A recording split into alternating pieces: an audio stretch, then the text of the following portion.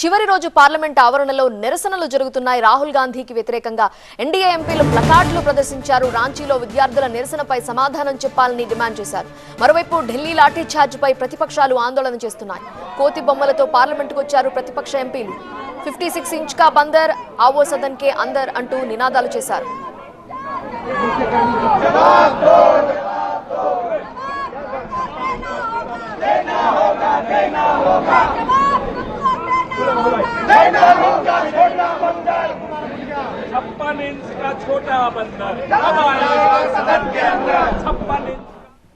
ఈరోజు చివరి రోజు పార్లమెంట్ సమావేశాలు, కానీ ఆవరణలో నిరసనలు కొనసాగుతున్నాయి.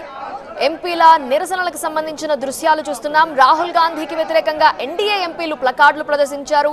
రాంచీలో విద్యార్థుల నిరసనపై సమాధానం చెప్పాలని వారు డిమాండ్ చేస్తున్నారు.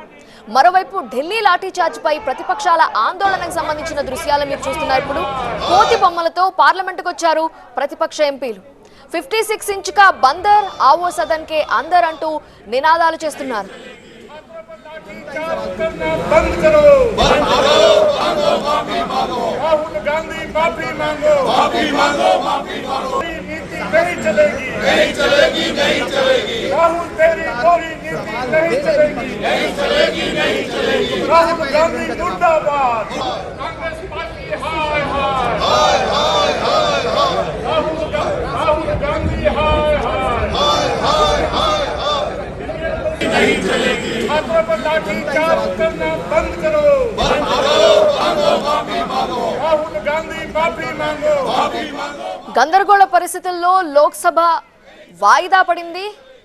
ఈ సమయంలో పార్లమెంట్ ఆవరణలో ఎంపీల నిరసనలకు సంబంధించిన దృశ్యాలు మనం చూస్తున్నాం. ఒకవైపు ఎన్డీఏ ఎంపీలు ప్లకార్డులు పట్టుకుని రాహుల్ గాంధీకి వ్యతిరేకంగా నిరసనలు, నినాదాలు చేస్తున్నారు.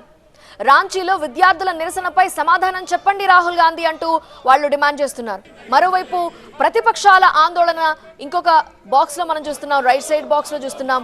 ఢిల్లీలో విద్యార్థులపై జరిగిన లాఠీ చార్జ్ పై సమాధానం చెప్పాలి. అక్కడ జరిగిన ఆందోళనలో విద్యార్థులపై లాఠీ చార్జ్ జరిగింది, సో దానికి మీరు సమాధానం చెప్పాలి అంటూ అక్కడ ప్రతిపక్ష ఎంపీలు కోతి బొమ్మలతో పార్లమెంటుకు వచ్చి నిరసనలు తెలియజేస్తున్నారు.